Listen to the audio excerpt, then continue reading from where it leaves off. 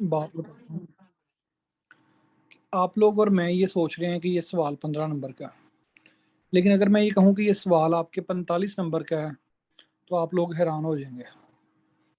آپ لوگ کہیں گے سر یہ 45 نمبر کا کیسے ہے، یہ تو پیپر میں لکھا ہوا ہے 15 نمبر کا ہے، آپ اس کو 45 نمبر کی ویٹیج دے رہے ہیں۔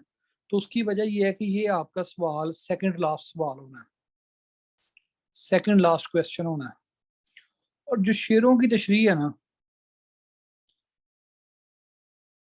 اس کے اندر آپ کی زبان کی تفہیم، جسے ہم کمپریہنشن آف لینگویج کہتے ہیں، یہ چیک ہوتی ہے۔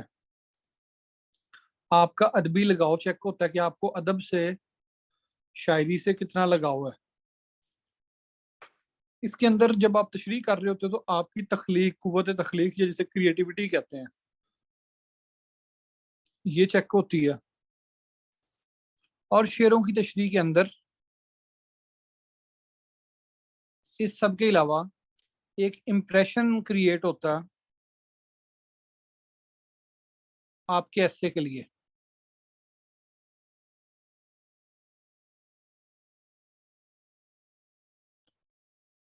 جو کہ آپ کا لاسٹ کویسچن ہوتا ہے۔ ایسے کے اندر اکثر اوقات ایسا ہوتا ہے کہ جب آپ ایسے لکھ رہے ہوتے ہو تو کبھی ایسا ہوتا ہے ٹائم کم پڑ گیا، کبھی ایسا ہوا کہ کسی کوئی آپ کا جو لاجک ہے وہ ویک ہو گئی، کبھی زبان اچھی نہیں ہوتی۔ تو جس بندے کی شعروں کی تشریح اچھی ہوگی اور وہ اچھے سے کر رہا ہوگا تو اس بندے کے اردو میں مارکس اچھے آئیں گے۔ کیوں؟ کیونکہ 45 نمبر کی میں اسے ویٹیج دے رہا ہوں شعروں کی تشریح کو۔ کل تک جو ہم نے پڑھا تھا وہ 55 نمبر کا تھا۔ ایسے میں نے آپ کو بتا دیا تھا کیسے لکھنا ہے، وہ ذرا مٹیریل وہی ہے، آ جا کے ایک آدھا کوئی جنرل ٹاپکس پہ آ جاتا ہے، ایک آدھا اردو زبان کی اہمیت پہ آ جاتا ہے، اور ایک آدھا جو ہے وہ کسی سوشیو اکنامک ایشو پہ آ جاتا ہے، جیسے کرپشن ہے، جیسے کرپشن کو اردو میں بدعنوانی کہتے ہیں، یا جیسے ماحولیاتی آلودگی ہے، اس طرح کا آ جاتا ہے۔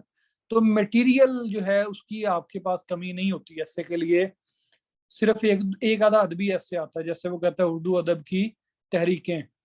اب اردو ادب کی تحریکیں صرف وہی بتا سکے گا، یا اردو ادب پاکستان بننے کے بعد اردو ادب کے اندر غزل کا ارتقا، اب وہ بندہ وہی لکھ سکتا ہے جس کا لٹریچر کا بیک گراؤنڈ ہے۔ باقی لوگ جو ہوں گے وہ سارے وہی ٹاپک اٹمپٹ کر رہے ہوں گے جو ایک جیسا ہی ہوگا۔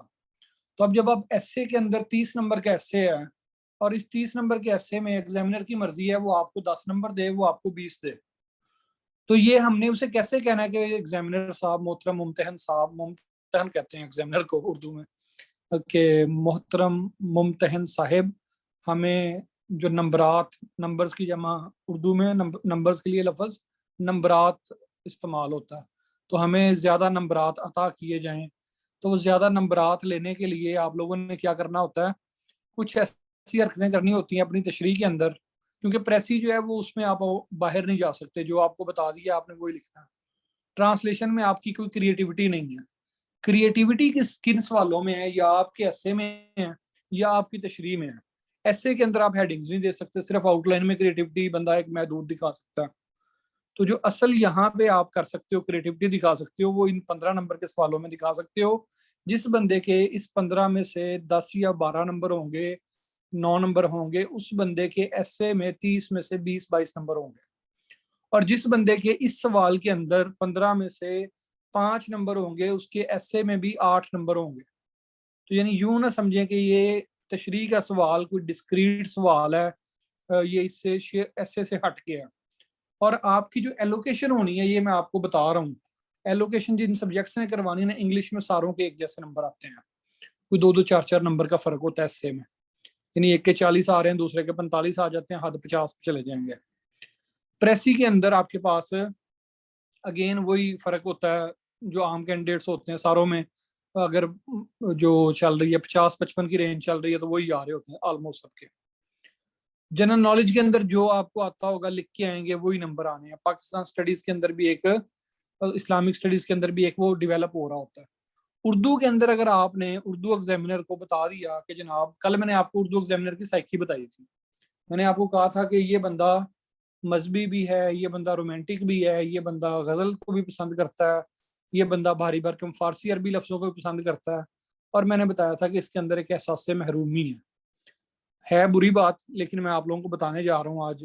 रिकॉर्डिंग भी हो रही है तो साथ में खुल के बता देता हूँ आपको, लेकिन आप ये रिकॉर्डिंग या ये बात किसी से शेयर नहीं कीजिएगा कि पंजाबी और उर्दू के एग्जामिनर की जो एहसास महरूमी है उसके साथ खेल के आप अच्छे नंबर लेते हो। मैंने बड़े नेगेटिव अल्फाज इस्तेमाल किए हैं, बीइंग अ टीचर मुझे यूज नहीं करने चाहिए, लेकिन समझाने के लिए शायद इससे जो है ना मुअस्सर जरिया ना हो समझाने का, कि जो उर्दू और पंजाबी का एग्जामिनर है इसकी नफ्सियात के साथ खेल के हम अच्छे नंबर लेते हैं। तो उर्दू एग्जामिनर की जो नफ्सियात थी वो मैंने कल आपको बताई थी, कुछ चीजें और बताता हूँ, लिखिएगा।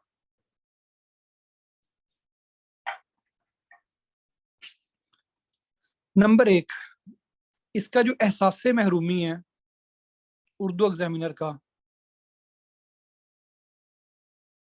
इस एहसास महरूमी के साथ आपने प्ले करना।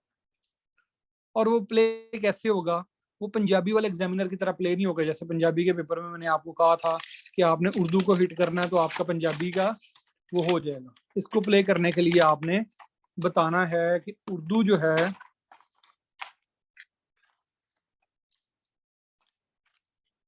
असल में यहाँ एक शेर लिखता हूँ, शेर है, बड़ी अरिस्टोक्रेसी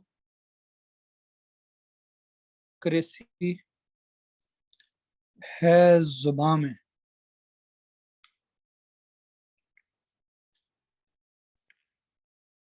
फकीरी में भी नवाबी का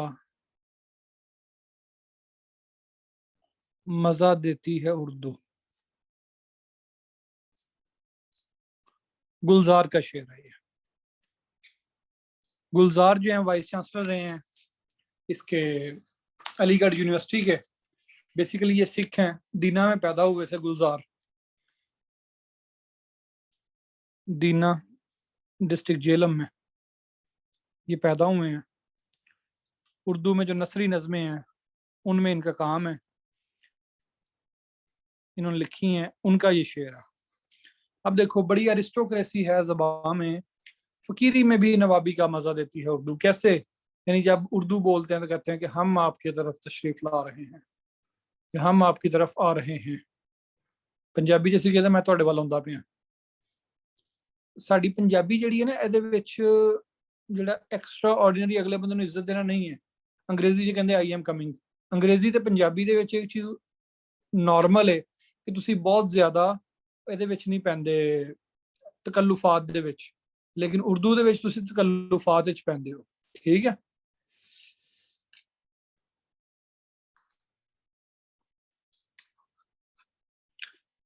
तो उर्दू जुबान ਦੇ ਵਿੱਚ जो ਤੁਸੀਂ लिखना है ਉਹਦੇ ਵਿੱਚ ਤੁਸੀਂ ਇਸ ਚੀਜ਼ ਦਾ ਖਿਆਲ ਕਰਨਾ ਹੈ, हाँ जनाब। पंजाबी च लिहाज नहीं ਹੁੰਦਾ, and that is a very beautiful thing. लिहाज का ना होना, लिहाज का ना होना बड़ी खूबसूरत चीज़ है। लेकिन उर्दू ਦੇ ਵਿੱਚ ਤੁਸੀਂ कहना है कि लिहाज होना चाहिए, ये ਤੁਹਾਡੀ तहजीब की निशानी है, तहजीब की निशानी है ये। इसी तरह से मसलन ये है, इनके अंदर एहसास तफाखर है। मसलन दाग कहता है नहीं खेल ए दाग यारों से कह दो,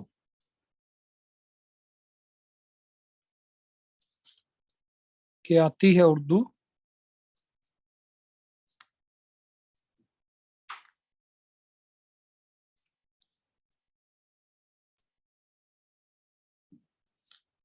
या यही दाग एक जगह पे कहता है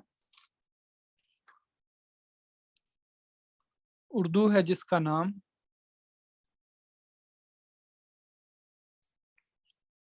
हम ही जानते हैं दाग।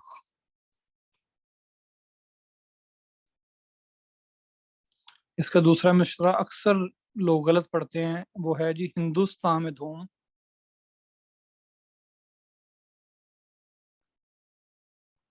हमारी जबान की है। दूसरा शेर ये है। इसी तरह से एक शेर है, सलीके से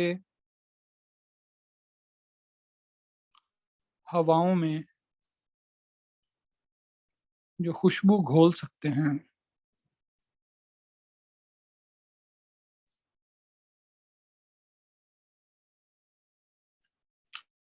ابھی کچھ لوگ باقی ہیں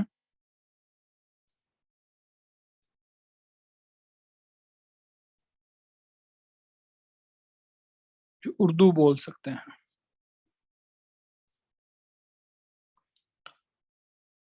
شیراں دی تشریح دے وچ، شیروں کی تشریح کے اندر آپ لوگوں نے کسی طرح سے ان 4 شیروں میں سے کوئی 2 شیر فٹ کر کے آنے. تشریح کا مزہ یہ ہوتا ہے اس میں کریٹیوٹی ہوتی ہے.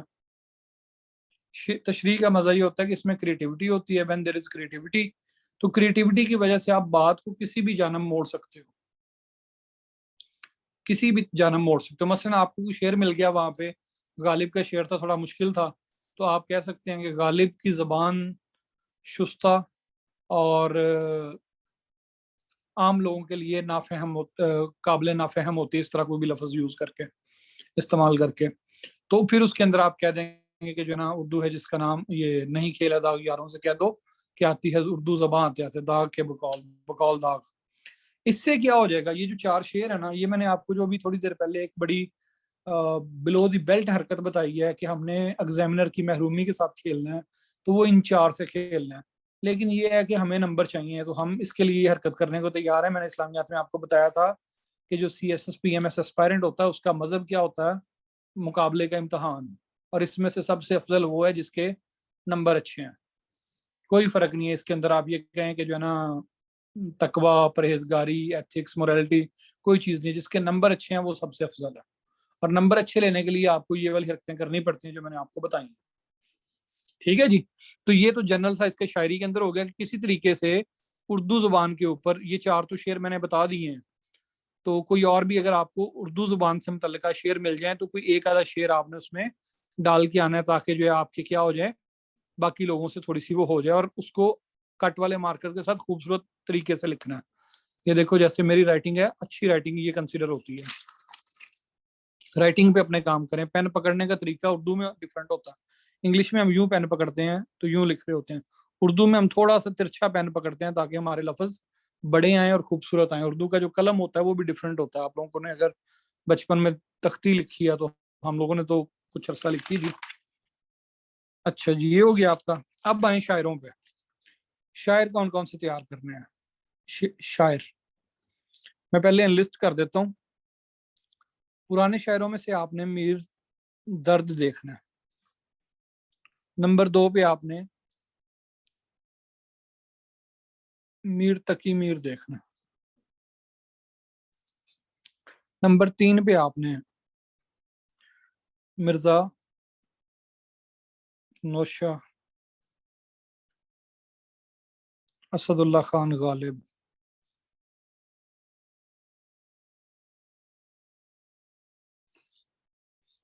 نمبر 4 پہ آپ نے دیکھنا ہے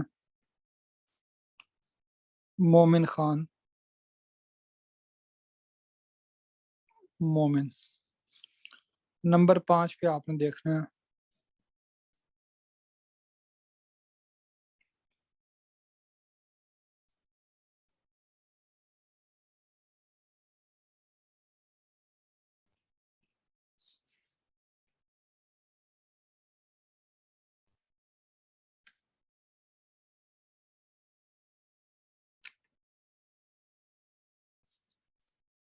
نمبر 7 پہ آپ نے دیکھنا ہے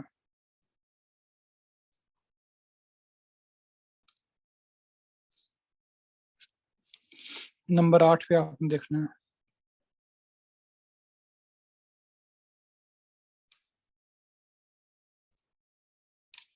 فیض احمد فیض